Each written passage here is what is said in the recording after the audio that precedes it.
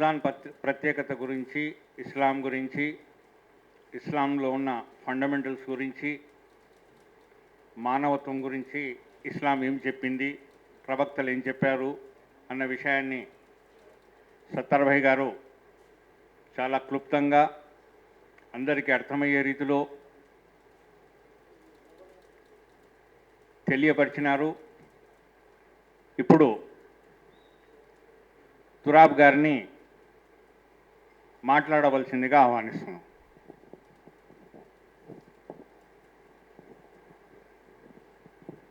शुक्रिया सलीम भाई। साथियों, हमारे सत्तार साहब ने बहुत ही विस्तार से आपको बताया इस्लाम और उसके जो 5 पिलर्स हैं रमज़ान के, वह बहुत ही तफसील से उन्होंने बताया। मैं बहुत ही छोटी सी बात बहुत ही थोड़े से समय में कंप्लीट करूँगा। जब कुरान का नुज़ूल हुआ, रिविलेशन हुज़ूर सल्लल्लाहु अलैहि वसल्लम के ऊपर हुआ और कंप्लीट हुआ, तो उन्होंने अपने बीवी हज़रत आयशा रज़ी अल्लाह अन्हा से कहा कि हमको आभार व्यक्त करना है, शुक्र अदा करना है अल्लाह ताला का कि उन्होंने हमको एक रास्ता दिया है, एक किताब दी है जिस पर हम सबको पूरी दुनिया को चलना है। तो ऐसे वक्त में हम कुछ मीठा बना के हम अपना शुक्र अदा करेंगे, आभार व्यक्त करेंगे। तो उनके पास कुछ भी नहीं था, घर में कुछ भी नहीं था, पकाने के लिए कुछ भी नहीं था। तो उनकी बीवी ने कहा कि मेरे पास मिट्टी के बर्तन में आटा, जो मैं रोज़ रोटी बनाती थी, वो हाथों में जो आटा लगा रहता था तो मैं उसको ऐसा ऐसा करके निकाल के रखती थी, वो मेरे पास एक मिट्टी के बर्तन में रखा हुआ है। तो उन्होंने कहा कि ठीक है, उसमें हम खजूर डाल के हम मीठा बनाएंगे। तो वो उसको पका के उन्होंने मीठा खाया और फिर वो शुक्र अदा करने के लिए, to express gratefulness, to express gratitude to the almighty, Allah के लिए वो जब नमाज को गए। तो ये जो सेवियों का जो ट्रेडिशन आया, तो ये सेवियों का ट्रेडिशन ऐसे कहा जाता है कि वहाँ से निकला। और तो इससे हमको ये अंदाज़ा होता है कि हमारे प्रॉफेट मोहम्मद सल्लल्लाहु अलैहि वसल्लम की ज़िंदगी कितनी सादी थी और उन्होंने इंसानियत के लिए, इंसानियत की भलाई के लिए कितना स्ट्रगल किया कि उनके घर में कुछ खाने को नहीं है और हाथ से निकले हुए आटे के जो बचा हुआ था उसके उन्होंने मीठा बना के उस दिन खाया। तो रमज़ान, अभी बहुत तफसील से बात हुई इसमें। अब आजकल का जो ज़माना है, ये रमज़ान एक स्पिरिचुअल एस्पेक्ट है, आध्यात्मिकता का अभ्यास है। हमारी रूह को पाक करने का ये एक महीना है, हमारे आत्मशुद्धि का एक महीना है जिसमें हम इबादत करते हैं, सब करते हैं। लेकिन अभी जो दुनिया में चल रहा है, खाने पीने का मामला चल रहा है, वहाँ पर उल्टी गिनती शुरू होती है कि अब रमज़ान को इतने दिन रह गए हैं, रमज़ान को रोज़ा को इतने दिन रह गए हैं, अब इसके बाद ये हलीम पकने वाली है और ये सब शुरू होने वाला है। तो ये सब नहीं है। असल क्या है कि हमको शुक्र अदा करना है अल्लाह ताला का कि हमको एक सीधा रास्ता बताया, एक हमको किताब दी, उस पर हमको सही ढंग से चलना है। अभी हम बातें तो मज़हब की बहुत होती हैं, लेकिन इस्लाम में जो 3-4 बहुत ही इम्पॉर्टेंट बातें हैं जिसको हमको हर आम आदमी को, मैं तो इस्लाम का कोई इतना बहुत बड़ा आलिम नहीं हूँ, नॉलेजेबल इतना नहीं हूँ, एक मामूली आदमी हूँ, लेकिन इस्लाम में जो कहा गया है कि जो हमको फ़र्क करना है वो हराम और हलाल, क्या हराम है और क्या हलाल, क्या क्या किस जो क्या चीज़ निषिद्ध है, किसकी अनुमति है, हमको समाज में क्या चीज़ खाना है, क्या चीज़ कमाना है, कैसा कमाना है, कैसा खाना है, कैसा रहना है। तो ये हराम और हलाल, जो मुसलमान हराम और हलाल की तमीज़ नहीं करता वो मुसलमान नहीं है। और खैर और शर, फसाद, समाज ज़मीन पर फसाद फैलाने वाले को अल्लाह ताला ने बहुत सख्त वार्निंग दी है कि आप भलाई करो, दुनिया में भलाई करो, खैर खैर करो, भलाई करो, और शर से बचो, फसाद से बचो। तो ये दो चीज़ें। तीसरी चीज़ क्या है कि हमारे अंदर क्या है और हमारे बाहर क्या है। हम अंदर क्या सोच रहे हैं, बाहर भी हमको वही अमल करना है। ये इस्लाम है। हम इबादत करते हैं, हम रोज़ा रहते हैं, हम सब करते हैं, लेकिन हमारा अंदर और बाहर अगर अलग अलग है तो अल्लाह ताला उसको माफ़ करने वाला नहीं है। ऐसी इबादत जिससे दूसरों को तकलीफ़ होती है, अभी तो आजकल हर जगह यही चल रहा है, सभी मज़हबों में ऐसे ही चल रहा है कि दूसरे को तकलीफ़ हो चाहे कुछ हो उसका ख्याल नहीं किया जाता। लेकिन हमारे पास ये कहा गया है कि आपकी इबादत से किसी को तकलीफ़ नहीं होना चाहिए, तो हम ऐसी इबादत करें। हमारे पड़ोसी को तकलीफ़ नहीं होना चाहिए, हम ऐसी इबादत करें। तो ये सब चीज़ें हमको उसके साथ साथ देखने का है। और जो ज़कात और सदक़े की बात अभी हमारे सत्तार भाई ने कही, तो इस्लाम में ये कहा गया है कि अगर हम ये हाथ से दे रहे हैं तो ये हाथ को मालूम नहीं होना चाहिए। इसका मतलब ये है कि हम बहुत ही खामोशी के साथ मदद करें। और किसकी मदद करें? अभी सत्तार साहब ने कहा, जो ऐसी की मदद करें जो भूखा है, परेशान है, ज़रूरतमंद है, लेकिन इज़्ज़त के लिए आगे हाथ नहीं बढ़ाता। ऐसे आदमी को पहचानना है, ऐसे आदमी को पहचान के उसकी मदद करना है। ऐसे प्रोफेशनल तरीके से जो लोग मांगने आ जाते हैं, इनकी मदद करना नहीं है। और जो बांटने का काम जो लोग करते हैं, नुमाइश के लिए करते हैं कि हम इतने लोगों को बांट रहे हैं, लाइन लगा रहे हैं, दुकान लगा, पूरा तमाशा करते हैं, ये सब इस्लाम इसको मानता नहीं है। खामोशी से ज़रूरतमंद को आप मदद करना है। वो मदद के लिए आप अपना ज़कात और सदका, जो ज़कात का नियम है, जो सदक़े का नियम है, वो हिसाब से ऐसे लोगों तक पहुंचाना, ताकि उसका स्वाभिमान, उसकी खुददारी को धक्का न लगे। तो ये बहुत ग्राउंड रियलिटीज़ की बातें इस्लाम में कही गई हैं। ये रमज़ान के पीरियड में हम इबादत करते हैं, अल्लाह का शुक्र अदा करते हैं कि उसने हमको किताब दी और हम सही रास्ते पे चलेंगे। तो अभी हमको काम बहुत बाकी है, हमको काम बहुत बाकी है। हम कहते हैं कि हमारा मज़हब बहुत अच्छा मज़हब है, तो ये कहा गया है कि आप अपनी अच्छाई को अपने अमल से बताओ, भाषणबाजी से मत बताओ। आप अच्छे हो, आपका मज़हब अच्छा है, तो आप अमल करके बताओ कि लोग देखें कि कितना अच्छा मज़हब है इनका। तो ऐसा हमारे मुसलमानों को बनने की ज़रूरत है। इस्लाम की नुमाइंदगी, उसका रिप्रेजेंटेशन इस समाज में ऐसा होना है कि लोग सच्चे मुसलमान बने। हम महीना भर इबादत करें, हम अपने नफ्स को काबू में रखें, महीना भर इबादत करें, रोज़ा रहे, और फिर इसके बाद हम अल्लाह का शुक्र अदा करने के लिए मस्जिद में गए, नमाज़ पढ़े। और आगे भी हम ऐसे ही रास्ते पे चलते रहें, ऐसी हमारी ख्वाहिश है। तमाम दुनिया के मुसलमान इसको सही स्पिरिट से इस्लाम को फॉलो करें और दुनिया को हम बताएं कि हमारा मज़हब सही मज़हब है, हम सही, और सब लोग इसको अप्रिशिएट करें। इस तरह से हम इस्लाम को मानें और रमज़ान को मानें। और जो मज़हब में भी अकाउंटेबिलिटी की बात है, हर मज़हब ये कहता है कि ये दुनिया नश्वर है, फ़ानी है, दुनिया जाने वाली है, ये भौतिकता बेकार है, आध्यात्मिकता सब चीज़ है। लेकिन आप देखेंगे कि लोग अपने सल्तनत बना रहे हैं, एम्पायर्स बना रहे हैं, इतना ज़ख़ीरा अंदोज़ी करते हैं।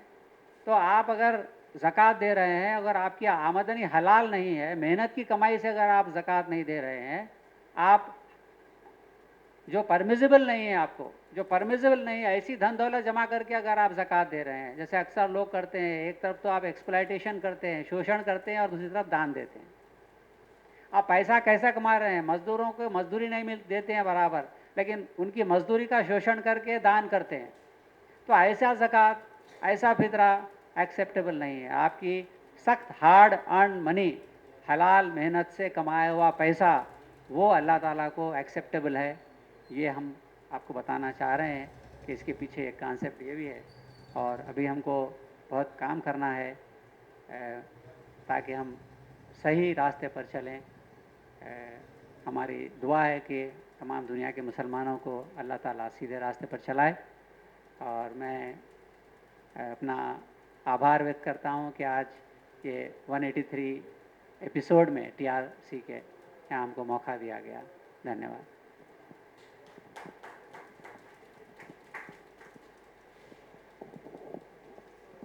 తురాబ్ గారు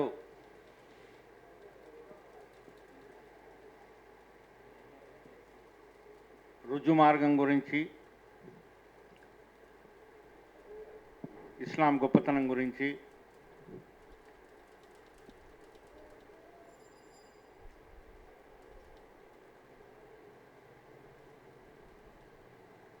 ముఖ్యంగా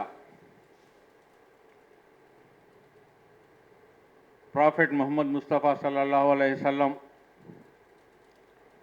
పండగ రోజు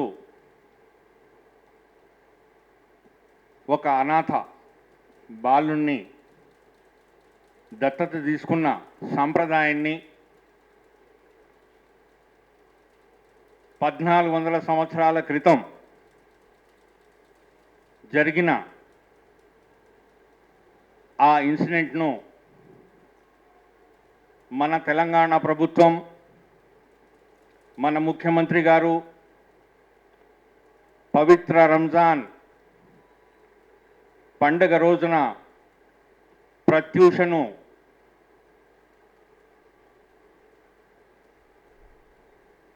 ఏ బాధ నుంచి అయితే ప్రత్యూష బాధపడుతుందో, సమాజం యొక్క రుగ్మతలతో ఈరోజు ఆమెను విముక్తి చేసి 1400 సంవత్సరాల క్రితం జరిగిన ఆ ఇన్సిడెంట్ను ఈరోజు మళ్ళీ పునరుజ్జీవింపజేసి మనకందరికీ, ప్రతి ఒక్కరికి ఒక సందేశాన్ని ఇచ్చారు. దేవుడు అన్యాయం జరిగిన చోట, అన్యాయాలు జరుగుతూ ఉన్నప్పుడు ప్రవక్తల ద్వారా, ప్రవక్తల యొక్క శిష్యుల ద్వారా, సూఫీ సంతుల ద్వారా, రాజ్యాధికారంలో ఉన్న రాజులు, నేటి డెమోక్రసీలో ఉన్న ప్రధానమంత్రులు, ముఖ్యమంత్రులు, మంత్రులు ఈనాడు ఆనాటి ప్రాఫిట్ యొక్క ఆచరణను ఈరోజు పాటించి మరొకసారి ఈ మానవ సమాజానికి మరొకసారి మంచి సందేశం ఇచ్చారు. ఆ సందేశాన్ని మానవ సమాజం ఎప్పటికీ గుర్తుంచుకొని, అలాంటి వారిని గుర్తించి మనకు కనబడిన ప్రతి చోట, తురాబ్ సాబ్ ఇప్పుడే చెప్పారు, ఇస్లాం గొప్పతనం ఏంటంటే కుడి చేతితోని దానం చేస్తే అది ఎడమ చేతికి తెలియకూడదనేది. ఈరోజు సమాజంలో చాలామంది ఇస్లాం యొక్క తప్పిదాలను చాలా గొప్పగా ప్రచారం చేస్తున్నారు. మరి ఏదైనా రంజాన్ రోజు, బక్రీద్ రోజు ముస్లింలు నమాజ్ చదవక ముందే వాళ్ళు ఏ దీక్షతో అయితే ఇస్లాంను ఫాలో చేస్తారో 100కి 90 మంది ఈ దాన ధర్మాలను కుడి చేతితో చేసి ఎడమ చేతికి తెలియకుండా చేస్తారు. మరి ఈ విషయాన్ని ఈరోజు ప్రెస్ గమనించట్లేదు. నా ఒక అప్పీల్ ఏంటంటే మంచితనాన్ని కూడా గుర్తించాల్సిన అవసరం ఈరోజు సమాజం పైన ఉంది. కేవలం చెడును మాత్రమే ప్రొజెక్ట్ చేయకుండా మంచిని వెలికి తీయడం కూడా నేటి సమాజం యొక్క బాధ్యత అని మరొకసారి గుర్తు చేస్తూ, ఈ మంచి అవకాశాన్ని, ఈ వేదిక 183వ చర్చ ఒక మంచి అవకాశాన్ని అందరికీ కల్పించింది కాబట్టి ప్రత్యేకంగా వేద్ కుమార్ గారికి, పార్టిసిపెంట్స్కి, పత్రికా విలేకరులకు, మరి టీవీ మీడియాకి అందరికీ మరొకసారి కృతజ్ఞతలు తెలియజేసుకుంటూ ఈనాటి చర్చా కార్యక్రమాన్ని ఎవరైనా ఏవైనా ప్రశ్నలు వేయదలుచుకున్న వాళ్ళు ఇక్కడికి వచ్చి ప్రశ్నించవలసిందిగా కోరుతున్నాం.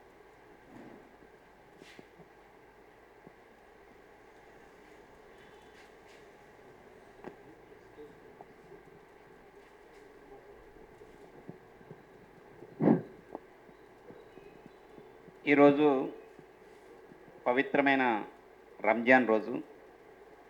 అట్లాగే దీంట్లో కొన్ని మాకు అర్థం కాని ప్రశ్నలు కొన్ని ఉన్నాయి. దీంట్లో దూదేకులన్నీ, పింజరని, తర్వాత కొన్ని తెగలున్నాయి. సియా సున్నీలని కొంతమంది ఉన్నారు. తర్వాత దర్గా మసీద్ అని ఒకటి ఉంది. పీరీల పండగ అని కొన్ని ఉన్నాయి. ఈ అందరు ముస్లిమ్స్ ఒకటి అయితే ఇవన్నీ పేర్లు ఎందుకు వచ్చాయి? తర్వాత వీటన్నిటికి అందరూ చేస్తారా? సియా సున్నీలు అందరూ చేస్తారా? దీంట్లో ఏ తెగలు ఏ పండగలు చేస్తారు? వీళ్ళని అందరినీ ఐకమత్యం చేసే మార్గాలు ఏమైనా ఉన్నాయా? దీంట్లో పేదరికం ఎక్కువగా ఉన్నది ఈరోజు. దీనికి మనం కొంతమంది మన మిత్రులు చెప్పినట్టు దీన్ని ఓటు బ్యాంక్గా కాకుండా ఒక సామాజిక సమస్యగా, ఒక ఇండోనేషియా దేశంలో ముస్లిం పాపులేషన్ మనం ప్రపంచం మొత్తం మీద ఎక్కువగా ఉంది. అట్లాగే మన భారతదేశంలో ఇండోనేషియా తర్వాత ఎక్కువ పాపులేషన్ ఉన్నది. కనీసం మనకి స్వతంత్రం వచ్చినప్పుడు 1,30,00,000 మంది జనాభా ముస్లిం పాపులేషన్ ఉన్నది. కనీసం ఈరోజు 22 కోట్ల పాపులేషన్ అయింది. ఈ 22 కోట్ల మంది ప్రజలకి రీసెర్చ్ లెవెల్లో, తర్వాత హైయర్ ఎడ్యుకేషన్ లెవెల్లో, టెక్నికల్ ఎడ్యుకేషన్ లెవెల్లో, రాజకీయంగా, ఆర్థికంగా అన్ని రంగాల్లో అభివృద్ధి సాధించకపోతే అది భారతదేశానికే నష్టం, కానీ ముస్లిమ్స్కి నష్టం లేదు. ఎందుకంటే ముస్లిమ్స్ ఎప్పుడైనా ఫర్ బెటర్ అందరు ప్రజలు అభివృద్ధి అయినట్టు ముస్లిమ్స్ అయితే వారి యొక్క నాలెడ్జి, వారి యొక్క రీసెర్చ్, తర్వాత వాళ్ళ యొక్క బలము, వాళ్ళ యొక్క మేధావితనం ఈ భారతదేశానికి ఉపయోగపడితే మనం ఒక అమెరికా లెక్క డెవలప్ అవుతాం. మన దగ్గర వలసలు తగ్గుతాయి. మేధావులంతా ఇక్కడే ఉంటారు. ఆ మేధావులను ఉపయోగించుకొని మనం ఒక సూపర్ పవర్ కంట్రీగా ఎదగటానికి అవకాశం ఉంటుంది. ఇంత పెద్ద పాపులేషన్ని మనం ఒక తెగగా, ఒక కులంగా, ఒక మతంగా అభిమానించడం అంటే చూడటం మంచిదా కాదా అనేది కూడా నాకు ఒక డౌట్ ఉంది. దీనికి కొంచెం మీకు తెలిసినంత వరకు మీరు నాకు నా డౌట్ని క్లియర్ చేయవలసింది కోరుతున్నా. సోదరులారా, మంచి ప్రశ్న. 1400 సంవత్సరాల ముందు ప్రవక్త సల్లల్లాహు అలైహి వసల్లం తీసుకున్న ఇస్లాం, ఈ ఇస్లాంని ఇది రూల్స్ ఉన్నాయి. ఈ రూల్స్ని, ఈ నియమాల్ని పాటించిన వారు ఎవరైనా ఇస్లాం స్వీకరించవచ్చు. దానికి ఒక నిబంధన. మొదటగా తను మనస్సాక్షిగా నేను పూర్తిగా విశ్వసిస్తున్నాను, లా ఇలాహ ఇల్లల్లా ముహమ్మద్ రసూలుల్లా అంటే దేవుడు ఒక్కడే, ముహమ్మద్ సల్లల్లాహు అలైహి వసల్లం ఆయన పంపిన దూత, ఇదే కరెక్ట్ అని నేను విశ్వసిస్తున్నాను అని పూర్తిగా నమ్మినవాడు లా ఇలాహ ఇల్లల్లా ముహమ్మద్ రసూలుల్లా చదువుకొని ఇస్లాం స్వీకరించవచ్చు.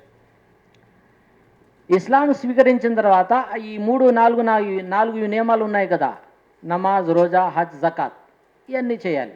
ఇంకా అంత ముస్లిమ్సే. అలా చేసిన వాళ్ళు ఇప్పుడు సార్ చెప్పారు దూదేలుకలు ఎట్లా, ఇంకా ఇతర వెనకబడిన వాళ్ళు ఏ రకంగా వాళ్ళు నమాజ్ చేయడం, లేకపోతే వాళ్ళు దూరంగా ఎందుకున్నారు అని. దూదాకుల వాళ్ళు అలాగే కొంతమంది, ఇప్పుడు సచర్ కమిటీ రిపోర్ట్ చెప్పింది, రంగనాథ్ మిశ్రా కమిషన్ రిపోర్ట్ చెప్పింది ఏంది, 14 రకాల వర్గాలు వీళ్ళు ముస్లిమ్స్, వీళ్ళు బీసీఈలో చేర్పించవచ్చు, వీళ్ళు చాలా అత్యంతంగా వెనుకబడిన వాళ్ళు, వీళ్ళు ఒకవేళ ప్రభుత్వ ఫలాలు లేకపోతే సౌకర్యాలు వాళ్ళ కల్పించకపోతే ఈ సమాజంలో వాళ్ళు ముందుకు రాలేరు. వాళ్ళ ముస్లింలను ఒకవేళ మీరు అభివృద్ధి బాటను నడిపించకపోతే మన దేశానికి అది నష్టం అని రంగనాథ్ మిశ్రా కమిషన్ రిపోర్ట్ చెప్పింది. అయినా కానీ ప్రభుత్వాలు పాలకులు ఈ విషయాన్ని తుంగలో తొక్కేశారు, చెత్తబుట్టలో వేసేశారు ఈ రిపోర్ట్లన్నీ. ఇంకో విషయం ఇక్కడ చెప్పాలి. 800 సంవత్సరాలు ముస్లిమ్స్లు రాజ్యాలను ఇక్కడ ఏలారు. కానీ ఈ 68 సంవత్సరాల్లో దళితుల కన్నా హీనంగా, దళితుల కన్నా వెనకబడిపోయారు విద్యలో అని రంగనాథ్ మిశ్రా కమిషన్ రిపోర్ట్ చెప్పింది. నేను చెప్పడంలే. ఇది ఎవరు అసమర్థత వల్ల అంటే పాలకుల వల్ల అసమర్థత వల్లే ఇది జరిగిందని ఆయన చెప్పారు. అందుకోసం తక్షణమే 10% రిజర్వేషన్లు వాళ్ళకి ఇవ్వాలి అని రంగనాథ్ మిశ్రా కమిషన్ సిఫారసులు చేసింది. అయినా కానీ ఈనాటి వరకు ప్రభుత్వాలు దానికి అమలు చేయడానికి ప్రయత్నం చేయలేదు. 2004లో యూపీఏ కొత్త ప్రభుత్వం వచ్చిన తర్వాత 2005లో వాస్తవానికి ముస్లిం చాలా వెనుకబడిపోయారు. ఇప్పటి నుంచి మొదటి ఫలం వాళ్ళకే ఇస్తామని మన్మోహన్ సింగ్ గారు ఆ రోజు పార్లమెంట్లో చెప్పారు. ఇప్పటి వరకు వాళ్ళ గురించి వాళ్ళకి అన్యాయం జరిగింది, ఇప్పుడు వాళ్ళకి న్యాయం చేస్తాము అని చెప్పారు. కానీ వాస్తవానికి అది ముస్లింలని సంతోషపెట్టడానికి మాత్రమే చెప్పారని అప్పుడు యూపీ ఎలక్షన్ ఉన్నాయి, వాళ్ళని ఓట్లు దండుకోవడానికి మాత్రమే చెప్పారని తర్వాత తెలిసింది. ఈనాటి వరకు రంగనాథ్ మిశ్రా కమిషన్ రిపోర్ట్ కానీ, సచర్ కమిటీ రిపోర్ట్ కానీ అమలు చేయడానికి ప్రభుత్వాలు కానీ ముందుకు రావడం లేదు. సార్ చెప్పారు ఇంకో విషయం. మరి ఈ ఎస్సీ ఎస్టీ లాగా వెనకబడిపోయినారంటున్నారు కదా ముస్లింలో కొన్ని జాతులు, కొన్ని 14 రకాల వర్గాలు. వాళ్ళకి ఎట్లా అంటే వాళ్ళందరినీ తీసుకొని వస్తే తప్పకుండా మేలు జరుగుతుంది. వాళ్ళందరినీ ఐక్యం చేసి మైనారిటీలను ఏకం చేసి ప్రభుత్వాలపై ఒత్తిడి తెస్తే వాళ్ళ హక్కు దొరుకుతాయి. కానీ అవన్నీ వాళ్లకు అవగాహన కల్పించడంలో మేము విఫలమవుతున్నాము, మేము వెనుకబడిపోతున్నాము. అనేక ఎన్జిఓస్లు, అనేక సంస్థలు, సంఘాలు ఉన్నాయి. వీళ్ళన్నీ కలిపి ఇలాంటి వెనుకబడిన మైనారిటీ వర్గాలకి ఒకచోటుకు చేర్చి వాళ్ళ అవగాహన కల్పించి మీ హక్కులు ఇవి, మీ సమస్యలు ఈ రకంగా పరిష్కారం అవుతాయి, మేము ఊరికే ఇలా చెప్పుకుంటూ ఉపన్యాసాలు ఇచ్చుకుంటే పరిష్కారం కావు, దానికోసం ఐక్యంగా కలిసి పోరాటాలు చేయాల్సిందే అని చెప్పితే వాళ్ళకి అర్థమైతే అందరూ కలిసి పోరాటం చేస్తే ప్రభుత్వాలపైన అసమర్థత పైన ప్రభుత్వాలు చేస్తున్న నిర్లక్ష్య వైఖరిని వ్యతిరేకంగా పోరాటం చేస్తే తప్పకుండా వీళ్ళందరినీ ఐక్యం చేయొచ్చు. సరే, ఈ దూదాకుల వాళ్ళు నమాజు వాళ్ళు ముస్లిమ్స్ కారా? తప్పకుండా వాళ్ళు ముస్లిమ్సే. అంటే ఎట్లా? వాళ్ళు మధ్యలో మతాన్ని ఇస్లాం మతం మంచిదని ఒప్పుకొని స్వీకరించి వచ్చిన వాళ్ళు నమాజ్ పూర్తిగా చేయొచ్చు. అలాగే చాలామంది రాళ్ళు కొట్టేవాళ్ళు కూడా ఉన్నారు అక్కడ ఈ తెలంగాణలో. అలాగే పాములు ఆడించేవాళ్ళు కూడా ఉన్నారు, ఇతర్ అమ్మేవాళ్ళు ఉన్నారు, చేపలు అమ్మేవాళ్ళు ఉన్నారు, చింతపండు కొట్టేవాళ్ళు ఉన్నారు, బుట్లు అమ్మేవాళ్ళు ఉన్నారు, అల్లేవాళ్ళు, ఇలాంటి చాలామంది ఉన్నారు. వీళ్ళందరినీ వెనుకబడిపోయారు స్వామి, ఇది సమస్య, ఇది పరిస్థితి, వీళ్ళందరినీ బీసీఈలో చేర్చి వాళ్ళ సమస్యలు పరిష్కరించడానికి ఏమైనా ప్రత్యేక చర్యలు తీసుకోండి అని ప్రభుత్వాలపై మేము చెప్తూనే ఉన్నాము, కానీ ప్రభుత్వాలు పట్టించుకోవడం లేదు. ఉదాహరణకి సార్ చెప్పారు చాలా మంచి విషయం. ఏంది ఇది? మన కేసీఆర్ గారు వాస్తవానికి ఆయన చాలా మంచి పనులు చేస్తున్నారు. అయ్యా, మేము కేసీఆర్ గారు చెప్పేది ఏమంటే 26 కోట్ల రూపాయలు ఒకే రాత్రికి ఖర్చు పెట్టేసేయడం వల్ల ప్రజలకు ప్రయోజనం జరగదు. వాస్తవానికి ఒక్కరోజు ఇఫ్తార్ పార్టీ ఇచ్చారు మీరు ఆ నిజాం కాలేజ్ గ్రౌండ్లో, మీరు ఒకసారి పోయి చూడండి. ఆ రోజు కోట్ల రూపాయలు ఖర్చు పెట్టి ఇఫ్తార్ పార్టీ ఇచ్చారు, కొన్ని వేల మంది వచ్చారు, ఓకే మంచిదే. కానీ అనేక వస్తువులు, తిండి, తినే ఆహారము ఉపయోగం పడే కన్నా వేస్ట్ ఎక్కువైపోయింది. ఎంత వేస్ట్ అయిందంటే చెప్పలేం. అట్లా కాకుండా గ్రౌండ్ లెవెల్లో వాళ్ళని అభివృద్ధి చేయడానికి ఈ డబ్బులు ఖర్చు పెట్టి ఉంటే చాలా ప్రయోజనం జరిగేది. ఇప్పుడు చెప్పారు, ఇప్పుడు కొంతమంది 5,000 మసీదుల్లో మౌజన్ ఇమామ్కి 1,000 రూపాయలు నా భృతి ఇస్తున్నారు. చాలా మంచిది. పేదలకి గుర్తించి 2 చీరలు అలాగే ఒక షర్టు కుర్తా ఇస్తున్నారు. అది మంచిది, అలాంటి చేయండి. కానీ ఈ కొన్ని కోట్ల రూపాయలు ఒక రాత్రి ఇఫ్తార్ పార్టీ పేరుతో ఇలా ఖర్చు చేసి వేస్ట్ చేయడం కన్నా ఇలాంటి గ్రౌండ్ లెవెల్ కార్యక్రమాలు చేస్తే మంచిది అని నేను అనుకుంటున్నాను. సార్ మీ ప్రశ్నలో ఇంకా ఏమన్నా వచ్చేది ఉంది సార్? దర్గా మసీదు. ఇది దర్గా మసీద్ అంటే వీళ్ళు దేవునికి వీళ్ళు కూడా చాలా దగ్గరగా దేవునికి కొలిచేవాళ్ళు, ఆరాధించేవారు. వీళ్ళు చనిపోయిన తర్వాత ఉదాహరణకి యూసుఫ్ బాబా దర్గా ఉంది. ఆయన దైవభక్తుడు, దేవునికి ఆ రకంగా కొలిచాడు. ఆయన చనిపోయిన తర్వాత ఆయనకి ప్రజలు విశ్వసించారు. వాళ్ళందరూ నమాజ్ చేసిన వాళ్ళే. అంటే ఈ దర్గాకు పోయే వాళ్ళు నమాజ్ చేయకూడదని ఏం లేదు. ప్రతి ముస్లిం నమాజ్ చేయాల్సిందే.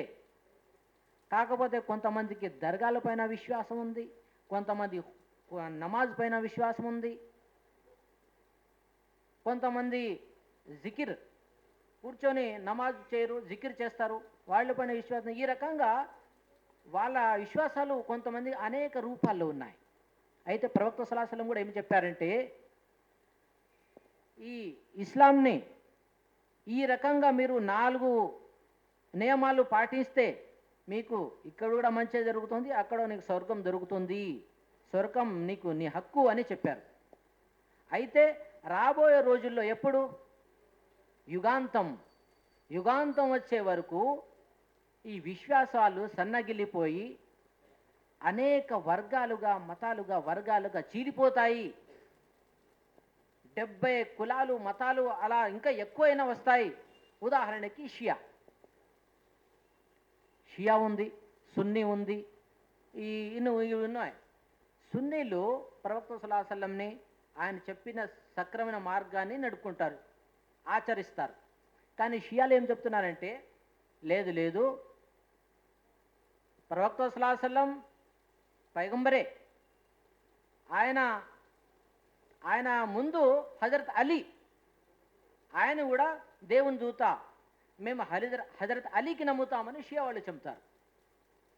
ఆ రకంగా షియా వాళ్ళు హజరత్ అలీకి నమ్ముతున్నారు, ఆయన కొలుస్తున్నారు.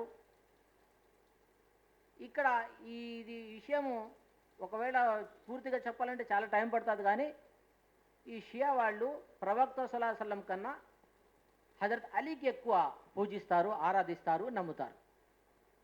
అందుకోసం షియాలు, సున్నీలు వేరే అయిపోయినారు.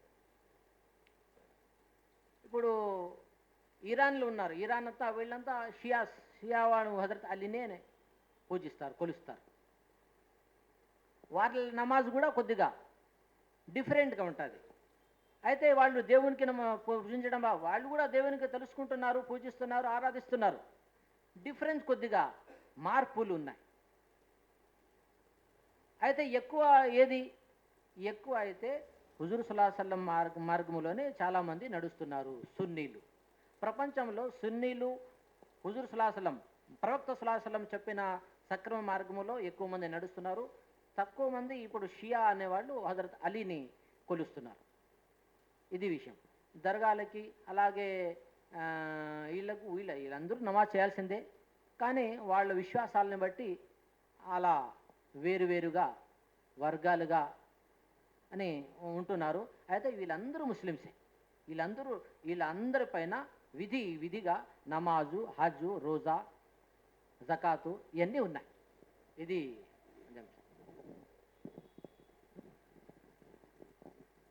सब ये शिया सुन्नी का जो कॉन्फ्लिक्ट है ये पावर का है, पॉलिटिकल पावर का है। प्रॉफेट मोहम्मद के बाद उनके फॉलोअर्स ने जो हज़रत अली को ज़्यादा चाहते थे, उन्होंने कहा कि उनका उत्तराधिकारी हज़रत अली होना चाहिए। तो प्रॉफेट मोहम्मद ने हज़रत अली को उनका अपना उत्तराधिकारी नहीं बनाया।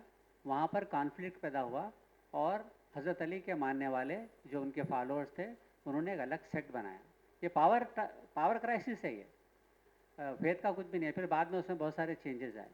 दूसरे अभी आपकी जो बात है, ये दूसरे ये ट्राइबल्स की और रिजर्वेशंस की ये जो बात हो रही है, मेरा अपना पर्सनल व्यू, मेरा अपना जो विचार है वो ये है कि ये जो पॉलिटिक्स है, ये कास्ट पॉलिटिक्स है, ये रिलीजियस पॉलिटिक्स है, हमारे देश को इससे ऊपर उठना चाहिए।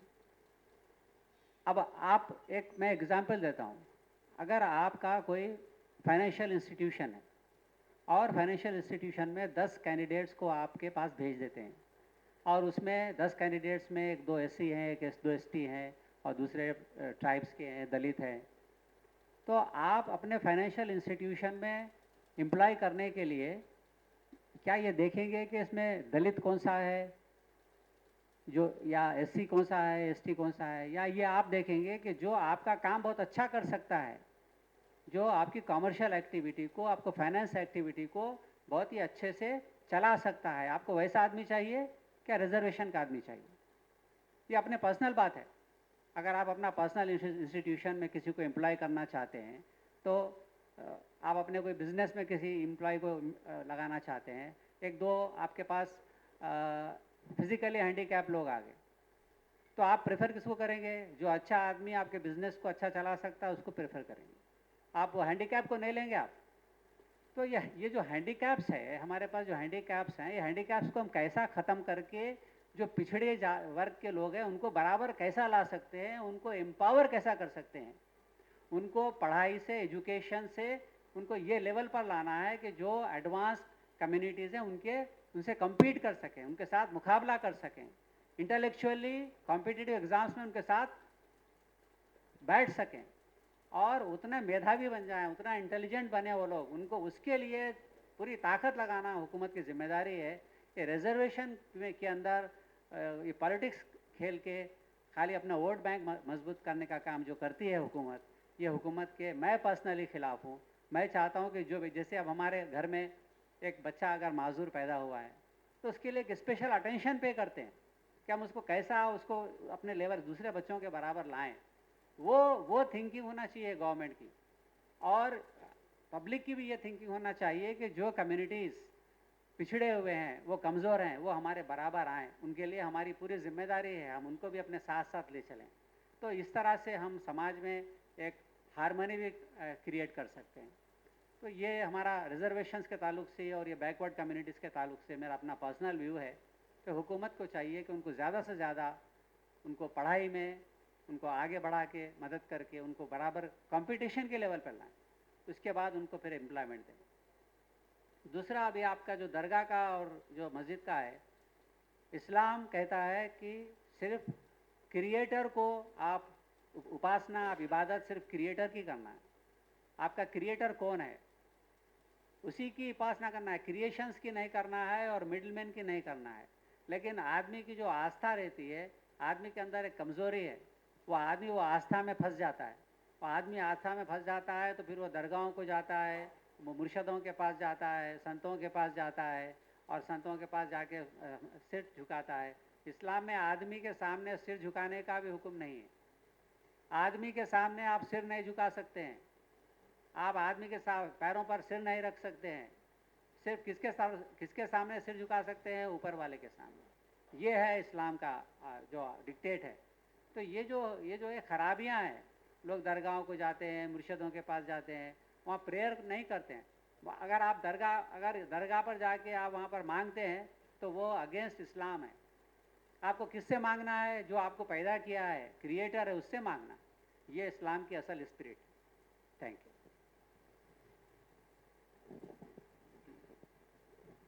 So